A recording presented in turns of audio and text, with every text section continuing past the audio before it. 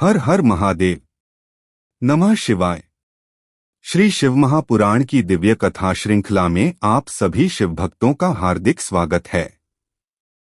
आज हम प्रस्तुत कर रहे हैं विद्येश्वर संहिता के 6ठे अध्याय का एक अत्यंत गंभीर, रोमांचकारी और तात्विक प्रसंग, जहां स्वयं सृष्टिकर्ता ब्रह्मा और पालनकर्ता विष्णु अपने अपने श्रेष्ठत्व और जगत के स्वामित्व को सिद्ध करने के लिए भीषण युद्ध में प्रवृत्त हो जाते हैं।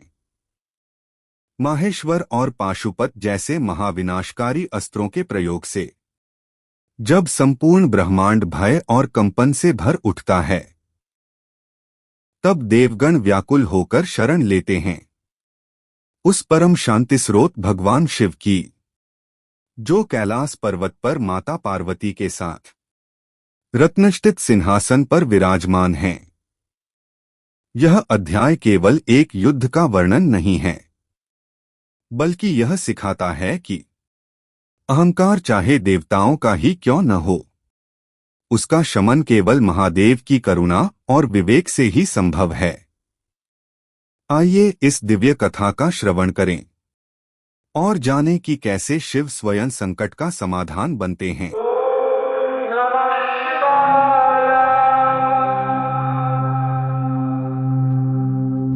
तो आज हम जिस ग्रंथ की गहराइयों में उतरने वाले हैं वो है श्री शिव महापुराण। और उसमें से एक बहुत ही हैरान कर देने वाली कहानी है। हाँ, एक ऐसी कहानी जो एक बहुत बड़ा सवाल खड़ा करती है। बिल्कुल। सवाल ये कि क्या हो अगर सृष्टि के जो रचयिता हैं और जो पालक हैं, यानी ब्रह्मा और विष्णु, हाँ, अगर वो ही एक दूसरे के दुश्मन बन जाएं तो? ये सोचना भी मुश्किल है। ये तो हिंदू धर्म के दो सबसे बड़े स्तंभ हैं। सही बात है। एक रचयिता, दूसरा पालक। इनके बीच टकराव का मतलब है कि पूरे ब्रह्मांड का जो संतुलन है वो बिगड़ जाना। तो सवाल यही उठता है कि आखिर ऐसी कौन सी बात हो सकती है, कौन सी वजह जो इन दो महाशक्तियों को युद्ध के मैदान में आमने सामने ले आए। और आज हम इसी गुत्थी को सुलझाने की कोशिश करेंगे। बिल्कुल। और हमारे स्रोतों के आधार पर हम ये समझेंगे कि ये विवाद शुरू कैसे हुआ, ये कितना भयानक हो गया। तो चलिए शुरू से शुरू करते हैं। कहानी का पहला दृश्य कहाँ से सामने आता है? देखिए, कहानी की शुरुआत एक बहुत ही शांत और भव्य दृश्य से होती है। अच्छा। भगवान विष्णु क्षीर सागर में है, शेषनाग की शैया पर आराम कर रहे हैं। देवी लक्ष्मी उनके चरण दबा रही हैं और उनके जो पार्षद हैं, उनके गण, वो चारों ओर सेवा में खड़े हैं। माहौल में एक दैवीय शांति है। और लगता है इसी शांति के बीच कोई आने वाला है। हाँ बिल्कुल। और वो मेहमान है सृष्टिकर्ता ब्रह्मा। पुराण के अनुसार वो अपनी इच्छा से ही वहां घूमते हुए पहुंचते हैं। और उनके पहुंचते ही माहौल की वो जो शांति थी वो भंग होने लगती है। क्यों? वो विष्णु को इस तरह आराम करते हुए देखकर काफी नाराज हो जाते हैं। नाराज? किस तरह की नाराजगी थी ये? क्या ये सिर्फ एक छोटी सी शिकायत थी कि भाई मुझे देख के उठे क्यों नहीं, या उससे ज्यादा कुछ? नहीं, उससे कहीं ज्यादा। ये सिर्फ एक शिकायत नहीं थी, ये एक सीधा हमला था। सीधा हमला? हाँ, श्रोत में उनके शब्द बहुत तीखे हैं। वो कहते हैं, तुम कौन हो जो मुझे आया देखकर भी एक अहंकारी की तरह सो रहे हो? हे वत्स, उठो और यहाँ अपने प्रभु मुझे देखो। एक मिनट, उन्होंने विष्णु को वत्स कहा? हाँ, वत्स यानी बेटा या बच्चा। और खुद को उनका प्रभु बताया। ये तो बहुत बड़ी बात है। बिल्कुल। और यही इस पूरे विवाद की जड़ है।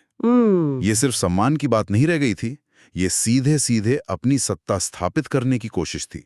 वत्स कहकर उन्होंने विष्णु के दर्जे को तुरंत छोटा कर दिया। और बात यहीं रुकी नहीं होगी? नहीं, वो यहीं नहीं रुके। उन्होंने आगे कहा कि जो अपने गुरु के आने पर ऐसा बर्ताव करता है, उस मूर्ख के लिए तो प्रायश्चित का विधान है। ओहो, तो उन्होंने न सिर्फ विष्णु को छोटा बताया बल्कि उन्हें अपमानित करके सजा का भागी भी बता दिया। एग्जैक्टली। अब इस पर विष्णु की प्रतिक्रिया क्या थी? क्या उन्होंने भी उसी गुस्से से उसी तरह जवाब दिया? विष्णु की प्रतिक्रिया बहुत दिलचस्प है। पुराण कहता है कि वे क्रोधित होने पर भी बाहर से शांत व्यवहार करते हुए बोले। अच्छा। अंदर तो गुस्सा उबल रहा था, पर बाहर उन्होंने खुद को एकदम शांत दिखाया। और उन्होंने भी, आप कह सकते हैं, उसी सिक्के का दूसरा पहलू इस्तेमाल किया। वो कैसे? उन्होंने कहा, हे वत्स, तुम्हारा कल्याण हो, स्वागत है, आओ इस आसन पर बैठो। अरे वाह, उन्होंने भी ब्रह्मा को वत्स कहकर ही संबोधित किया। हाँ, जैसे को तैसा। लेकिन इसके तुरंत बाद उन्होंने एक मनोवैज्ञानिक चाल चली। क्या? उन्होंने पूछा, तुम्हारा चेहरा इतना घबराया हुआ क्यों लग रहा है? तुम्हारी आंखों में ये बेचैनी क्यों है? समझ गए। तो ब्रह्मा ने अपनी सत्ता जताने की कोशिश की। और विष्णु ने? विष्णु ने ब्रह्मा की मानसिक स्थिरता पर ही सवाल उठाकर उन्हें कमजोर दिखाने की कोशिश की। ये तो एक दिमागी खेल जैसा लग रहा है। बिल्कुल, ये एक तरह का शक्ति प्रदर्शन है जो शब्दों से हो रहा है। और ये सिर्फ अधिकार जताना नहीं है, ये दूसरे के अस्तित्व को ही अपनी दीन बताकर उसे छोटा साबित करने की कोशिश है। इसके बाद ब्रह्मा सीधे मुद्दे पर आ गए। क्या कहा उन्होंने? उन्होंने अपना तर्क रखा। हे वत्स, समय के प्रभाव से तुम्हें बहुत अभिमान हो गया है। मैं जगत का पितामह और तुम्हारा रक्षक हूं। पितामह यानी सबका दादा। हाँ, तो उनका तर्क ये है कि चूंकि मैं सृष्टि में सबसे पहले आया, मैं सबसे बड़ा हूं और सबका रक्षक भी। ये तो उनकी ब्रह्मांडीय भूमिका पर आधारित एक दावा है। हाँ, लेकिन विष्णु का जवाब इस तर्क की नींव ही हिला देता है। अच्छा। वो कहते हैं, यह सारा जगत मुझ में ही स्थित है। तुम तो मेरे नाभि कमल से उत्पन्न हुए हो, अतः तुम मेरे पुत्र हो। यह व्यर्थ की बातें कहना बंद करो। ओ, यहाँ तो बहस पूरी तरह पलट गई। हाँ, अब बात भूमिका या जिम्मेदारी की नहीं बल्कि उत्पत्ति की हो गई। बिल्कुल। विष्णु का कहना है कि अगर ब्रह्मा का जन्म ही मेरे शरीर के एक हिस्से से हुआ तो फिर बड़ा कौन हुआ?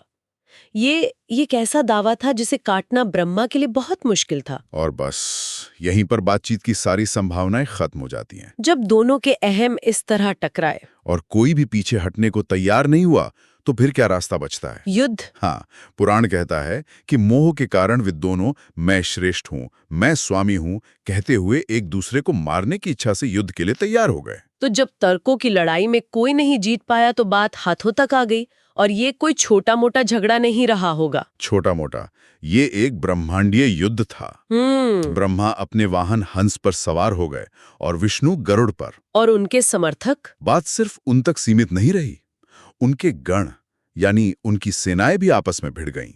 ये संघर्ष अब व्यक्तिगत नहीं रहा, ये दो खेमों की, दो विचारधाराओं की लड़ाई बन गया। इस अविश्वसनीय युद्ध को देखने वाले भी तो होंगे, मतलब बाकी देवताओं की क्या प्रतिक्रिया थी? हाँ बिल्कुल, बाकी सभी देवता ये अद्भुत दृश्य देखने के लिए अपने अपने विमानों पर सवार होकर आकाश में जमा हो गए। अच्छा।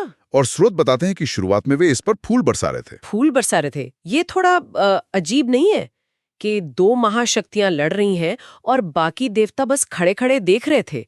क्या उनमें हस्तक्षेप करने की हिम्मत नहीं थी या वो इस शक्ति प्रदर्शन का आनंद ले रहे थे? ये एक बहुत अच्छा सवाल है। शायद शुरुआत में उन्होंने इसे दो महाशक्तियों के बीच एक अविश्वसनीय शक्ति प्रदर्शन के तौर पर देखा।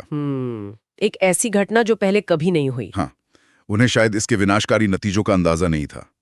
लेकिन ये नजारा बहुत जल्द भयानक हो गया। कितना भयानक? पुराण के अनुसार विष्णु ने क्रोध में आकर ब्रह्मा के वक्ष पर अनगिनत असहनीय बाणों और अस्त्रों से हमला किया। और ब्रह्मा ने भी पलटवार करते हुए विष्णु के हृदय पर आग उगलते हुए बाण और कई तरह के अस्त्र छोड़े। तो अब देवताओं को समझ आने लगा होगा कि ये कोई खेल नहीं है। बिल्कुल, वे व्याकुल होने लगे, लेकिन फिर भी दोनों की शक्ति की प्रशंसा कर रहे थे। वो शायद हैरान थे कि इन दोनों की शक्ति की कोई सीमा भी है या नहीं। और फिर बात साधारण अस्त्रों से आगे बढ़ गई, है ना? हाँ, यहाँ एक बहुत ही महत्वपूर्ण मोड़ आता है। बिल्कुल, जब बाणों से कोई नतीजा नहीं निकला तो अत्यंत क्रोधित विष्णु ने ब्रह्मा पर माहेश्वर अस्त्र का प्रयोग किया। माहेश्वर अस्त्र? हाँ, ये एक तरह से उनकी अंतिम शक्ति का प्रदर्शन था। और इसके जवाब में ब्रह्मा ने क्या किया? इसके जवाब में ब्रह्मा ने भी पूरे ब्रह्मांड को कंपाते हुए विष्णु के हृदय पर पाशुपत अस्त्र का प्रयोग किया। माहेश्वर और पाशुपत, ये दोनों ही तो भगवान शिव के अस्त्र हैं। हाँ, ये तो बहुत ही अजीब बात है। वे दोनों खुद को परम साबित करने के लिए लड़ रहे हैं, लेकिन इस्तेमाल एक तीसरी ही शक्ति के हथियारों का कर रहे हैं। यही इस कहानी का सबसे गहरा विरोधाभास है। ये उनके अहंकार की पराकाष्ठा है। सही बात है। ये बहुत दिलचस्प है कि दोनों ने शैव अस्त्रों का ही प्रयोग किया। माहेश्वर और पाशुपत दोनों ही शिव के सबसे विनाशकारी अस्त्र माने जाते हैं। तो इसका मतलब ये हुआ कि जब बात अंतिम शक्ति प्रदर्शन की आई तो दोनों ने अवचेतन रूप से ये स्वीकार कर लिया कि परम विनाश की शक्ति शिव के पास है, भले ही वो मुंह से खुद को श्रेष्ठ कह रहे हों। पुराणों में इन अस्त्रों के टकराने का वर्णन भी बहुत भयावह होगा। बहुत ज्यादा। कहा गया है कि आकाश में प्रकट हुए ये दोनों अस्त्र 10,000 सूर्यों के समान चमक रहे थे। 10,000 सूर्य? उनके हजारों मुख थे और वे प्रचंड आंधी के समान भयंकर थे। ओह! जब ये दोनों अस्त्र आपस में टकराने वाले थे तो ऐसा लगा मानो पूरा ब्रह्मांड ही भस्म हो जाएगा। अब देवताओं का डर हकीकत में बदल गया। तो अब उन्हें समझ आया कि ये तमाशा नहीं बल्कि प्रलय की शुरुआत है। बिल्कुल, जो पहले एक अद्भुत नजारा था अब वो ब्रह्मांड के विनाश का कारण बन रहा था। वे सब बहुत दुखी और व्याकुल हो गए। पुराण में उनकी हालत की तुलना राज विप्लव के समय ब्राह्मणों से की गई है। ये बहुत सटीक उपमा है।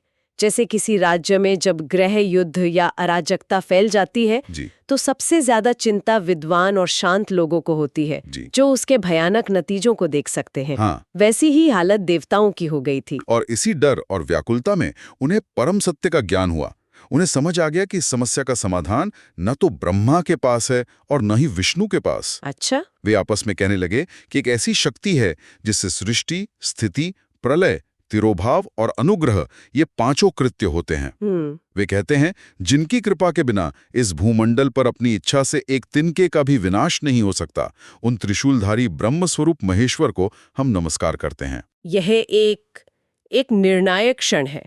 देवताओं ने आधिकारिक तौर पर मान लिया कि इन दोनों से ऊपर भी कोई है। हाँ। तो उन्हें क्या किया? सभी भयभीत देवता मिलकर भगवान शिव के निवास स्थान कैलाश शिखर की ओर चल पड़े, मदद की गुहार लगाने। बिल्कुल। हमारे स्रोतों में कैलाश का वर्णन किस तरह किया गया है? क्या वहां भी युद्ध के मैदान जैसा ही तनाव था? नहीं, बिल्कुल नहीं। कैलाश का वर्णन युद्ध के मैदान से एकदम विपरीत है। उसे प्रणवाकार स्थान कहा गया है। प्रणवाकार स्थान यानी ओम के आकार का? हाँ। तो इसका मतलब सिर्फ ये नहीं है कि वो जगह ओम जैसी दिखती थी, बल्कि ये कि वो स्थान ही सृष्टि के मूल मंत्र प्रणव का भौतिक रूप है। आपने बिल्कुल सही समझा। यानी शांति का स्रोत ही ओम है। हाँ, वो सिर्फ एक भौगोलिक स्थान नहीं है, वो एक आध्यात्मिक केंद्र है। उसे देखते ही देवताओं के मन में प्रसन्नता आ गई और उन्होंने दूर से ही प्रणाम किया। तो वहां विनाश और कोलाहल की जगह परम शांति थी। परम शांति। वो अंदर सभा के बीच में एक मंडप में पहुंचते हैं, जहां भगवान शिव देवी पार्वती के साथ एक रत्न जड़ित सिंहासन पर बैठे हैं। ये दृश्य तो परम सत्ता का एक आदर्श चित्र प्रस्तुत करता है, जो शांत है, स्थिर है और सब कुछ जिसके नियंत्रण में है। हाँ, और शिव एक विशेष मुद्रा में बैठे हैं।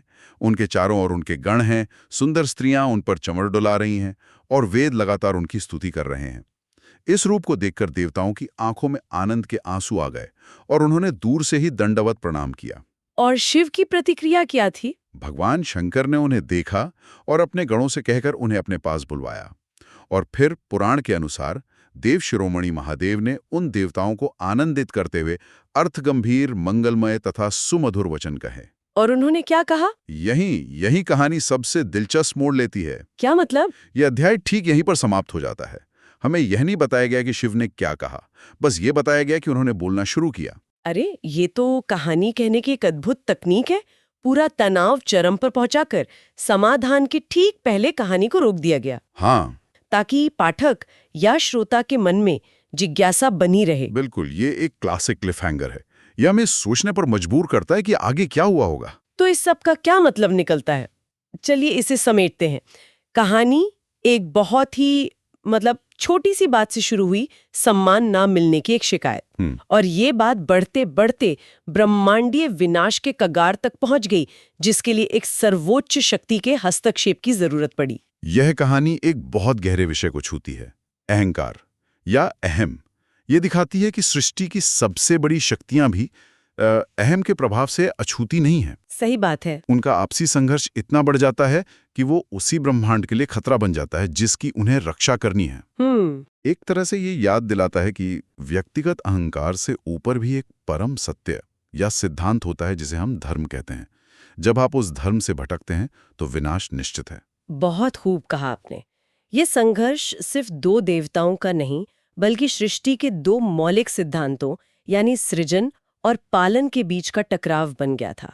Creation and preservation. बिल्कुल। और अगर इन दोनों में संतुलन ना हो तो नतीजा प्रलय यानी डिस्ट्रक्शन ही हो सकता है। बिल्कुल। और ये कहानी हमें सोचने के लिए एक दिलचस्प सवाल के साथ छोड़ जाती है। क्या?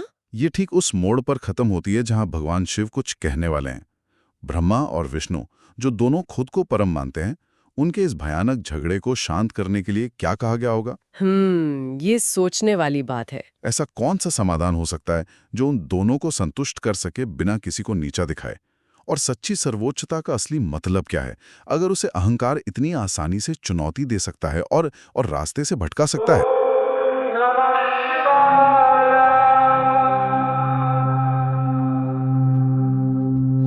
हर हर महादेव।